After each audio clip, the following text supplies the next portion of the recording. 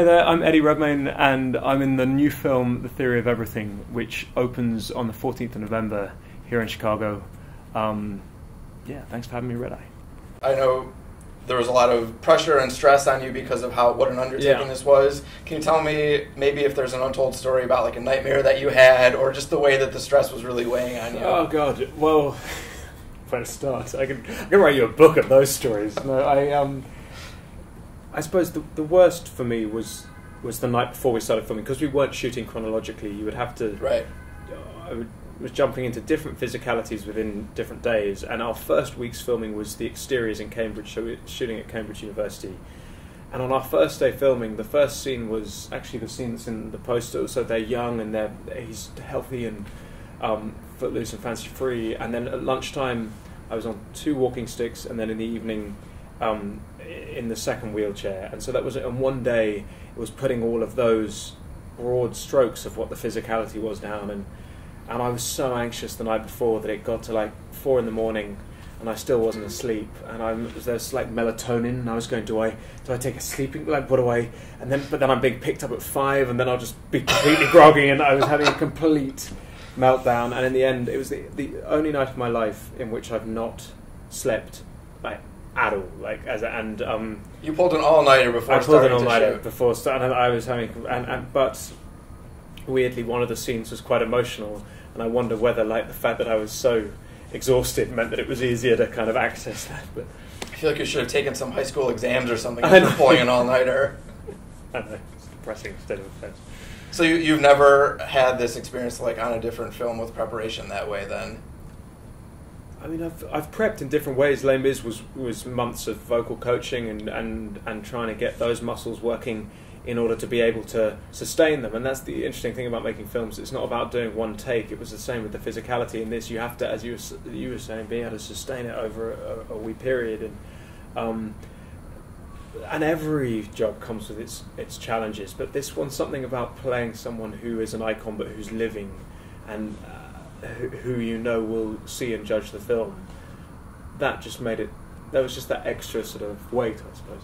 Of course, you wanted to get this as right as possible, and you met Steven, and you knew that if nothing else, you would know what was right and he would know what was right. But was there ever a thought in your mind that many viewers actually sort of, if you were doing something that wasn't right on or that was kind of inauthentic, like there are a lot of viewers that probably wouldn't even know? Well, I mean, so one of the major challenges of the whole film for me was this idea that you want to be authentic to Stephen and Jane and their family.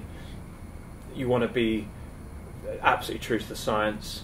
Having met all these people suffering from ALS, you want to be completely true to the disease, whilst at the same time choosing aspects of Stephen's life and modifying things to make it a film and to make it so that all of those things weighed, and at moments you think, oh, maybe I could just, but actually the truth is always so much more interesting, and particularly in the physicality and those sorts of things, it was and being able to witness that and then bring it into the set was pretty. It's much more interesting than faking it, really. So, just going back to the notion of the pressure that was put on your body as you were in this role, like after a take, or if you were done for an hour or something, did you find yourself like standing up and kind of shaking yourself out at all, or what was that like? You have to be a wee bit careful jumping out of it, because if you're in those positions for a long time, you can sort of dislodge stuff if you oh, really? Jump out. Yeah, but so it was more of about just sort of easing it. But the weird thing was just that I found almost most complicated was breathing when you're in those, because it was about controlling things like the breath pattern and blinking and like eye movements and those sorts of things. So there was but what was amazing about film is it sees it all. Cameras coming close, and so all of these muscles, which I basically never used before starting prep, and basically just sitting in front of a mirror and trying to activate muscles that Stephen uses that I had never used. All of that was riveting to me. It was really interesting.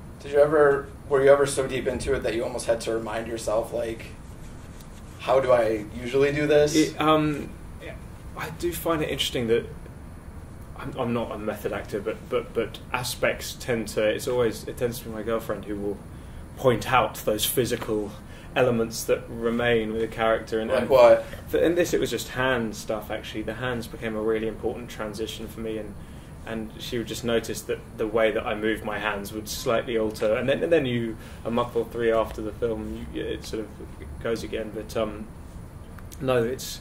I try to have a bath at the end of each day and just like literally wash the character off and get ready for the next day. As you said recently that you're never happier than when you're in the bath, actually, and Max Iron said something like that too. Did he? What is it with English guys and baths? I don't know. I really don't know. It's just like it's a time for thought and for like contemplation and. But I mean it as far as like with characters, when you're playing characters, often you have makeup on you, and even if you've cleaned that off at the end of the day, and there's wig glue and there's all this stuff, and somehow just getting in the bath and just, I don't know, it's a very cleansing experience. I don't know, we're weird. I apologise for the Brits. Very odd. Well, it seems like you're your own worst critic and have had trouble seeing yourself in the past, or like you only see what's wrong. Is it any different when you watch this?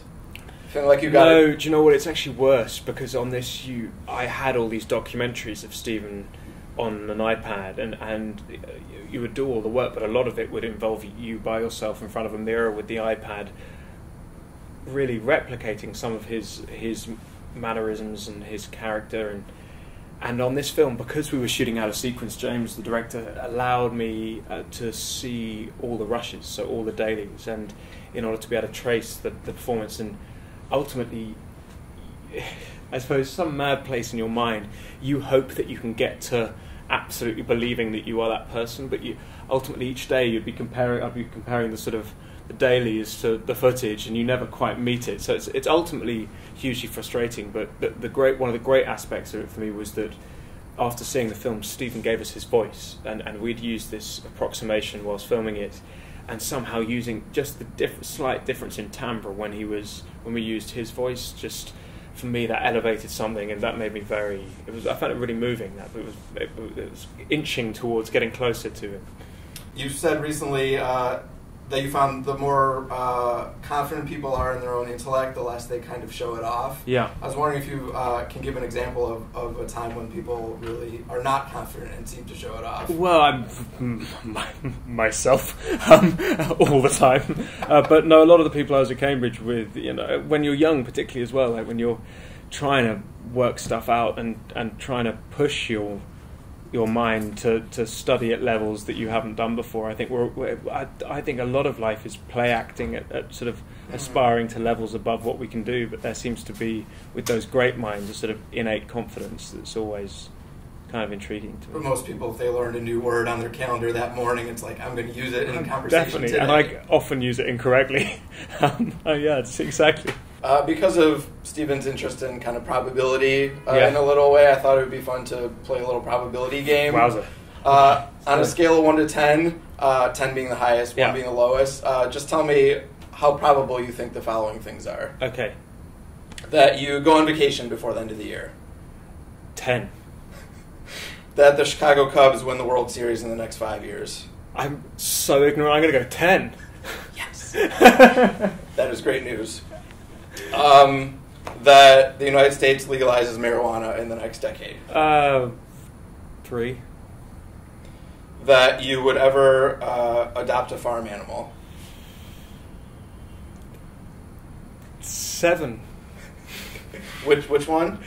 Probably a horse. Really? Yeah. I learnt to horse ride for a film once because I lied about riding, and so they sent me off to horse camp, so I quite enjoy riding. How about the probability that you would ever play a baby? I don't know, maybe the 3 Men and a Baby. I love that film, but that's a voice, so that probably doesn't actually count. I guess it would. Although I've got this new thing called My Pet, an app in which you basically animate your pet, and maybe there's a baby equivalent of that. So maybe in my own world I could animate a baby face. Let's go on to the next one. So that sounds like a 5 then. That sounds like a 5. Yeah. Appear in a Tyler Perry movie. Oh God, maybe a 5, if you'd have me. Win an Oscar. Oh God, A 0. Aspirational. An aspirational 0. I think that was it for the probability. You were awesome at that. Thank you. If we had a chalkboard here and I asked you to like write down a bunch of the elaborate kind of math and physics stuff that you're doing early in the movie, how good would you be at that? I'm just checking to see if there are any chalkboards. I can see that there's something going to get pulled out. I did learn to. There's a big scene of me writing stuff, and I did learn it. I spent sort of weeks learning it, but the hilarity is that I understood not a single ounce of it, even though one of the students had tried to explain it to me. And when he was, I remember saying to him, no. He would start with terms like space-time. I was like, no. Imagine I'm literally 6 years old. give the 6-year-old version. So I don't think I'd be that nimble now, but there was a time. Are you going to pull out a shouldn't chalkboard? Turn over this piece of paper? Please, no. Provided you go into close-up. Okay.